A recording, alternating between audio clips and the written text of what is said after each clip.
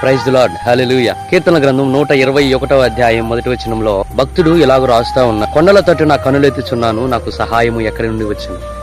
యెహోవా వలననే నాకు సహాయము కలుగును, ఎందుకంటే ఆయన భూమి ఆకాశములను సృజించినవాడు. ప్రియమైనటువంటి వారలారా, మనము సహాయం కోసం, మన అవసరతలలో సహాయం కోసం మనము మన యొక్క పరిస్థితులను బట్టి మనకు కొన్ని రకాలైనటువంటి అవసరతలు ఏర్పడినప్పుడు కొండల్లాంటి ఉన్నతంగా కనిపించేటువంటి వ్యక్తుల దగ్గరికి మన అవసరాలు చెప్పుకుంటే వాళ్ళు ఏదైనా మనకు తీరుస్తారు అని చెప్పి వారి సహాయం కోసం మనం ఎదురు చూస్తూ ఉంటాం.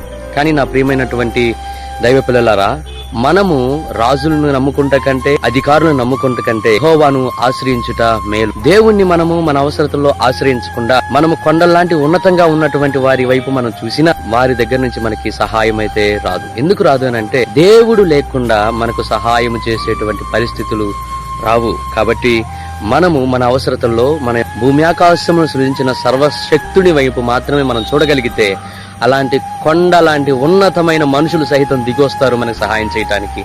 ఎలాగూ సాధ్యమనంటే, మన దేవుని వైపు చూడకుండా మనుషుల వైపు, అధికారుల వైపు, రాజుల వైపు చూస్తే జరగదండి. మనము మొట్టమొదటిగా దేవుని వైపు చూడాలి.